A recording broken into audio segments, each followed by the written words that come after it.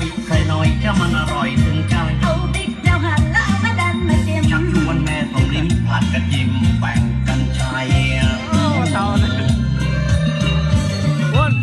ว่าเจ้าวนเป็นระบบใจไปรับป้อนไปรับย้อนกันเลยเดี๋ยวกันดีเนอะ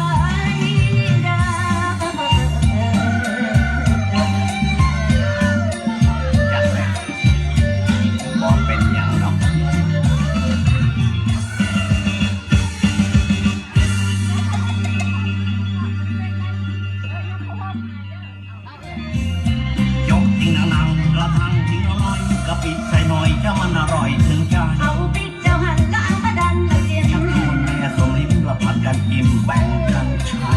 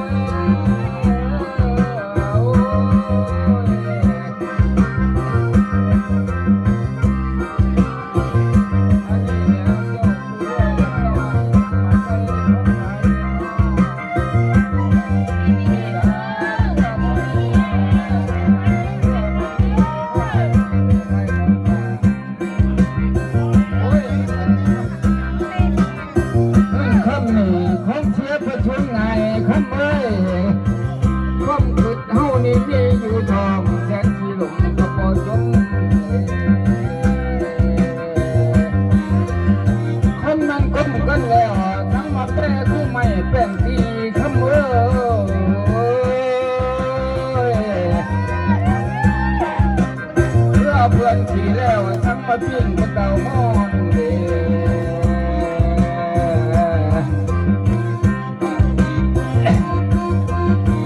ที่ได้เด้นางเอ้ยใหญ่คือที่ได้น้องท่านเดียเป็นไม่เห็นทำเมื่อย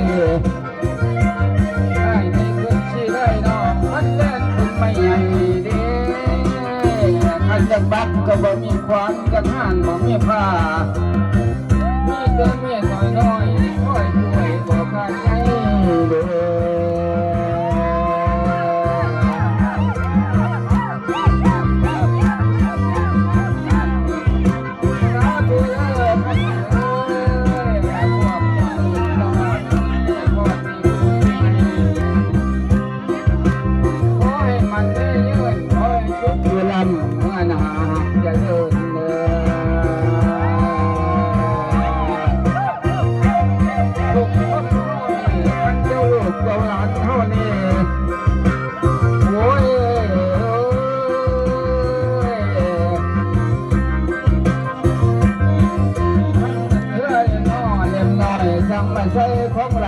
อนเมื่อเพื่อบ่มีไม่พ่ายที่ไปขายของข้าเป็นบ่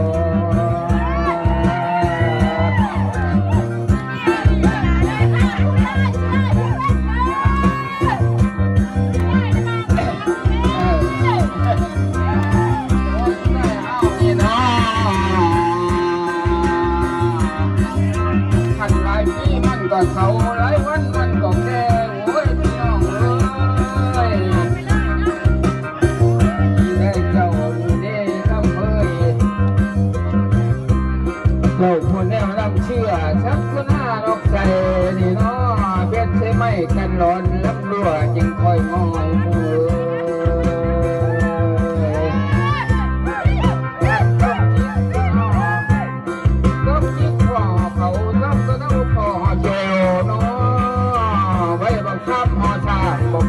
หอน้ำเต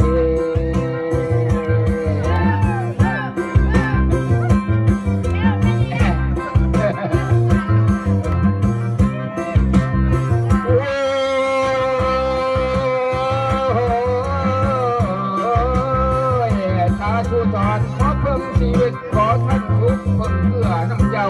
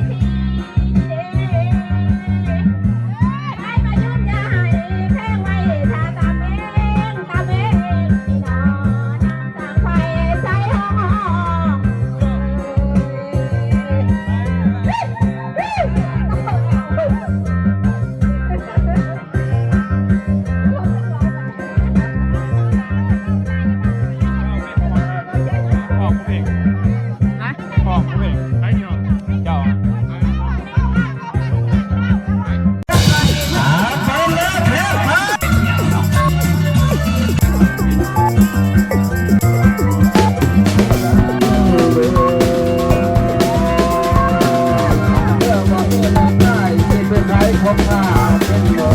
มันก็เก่าหลายวันมันก็แก่โอ้ยน้องเอ้ย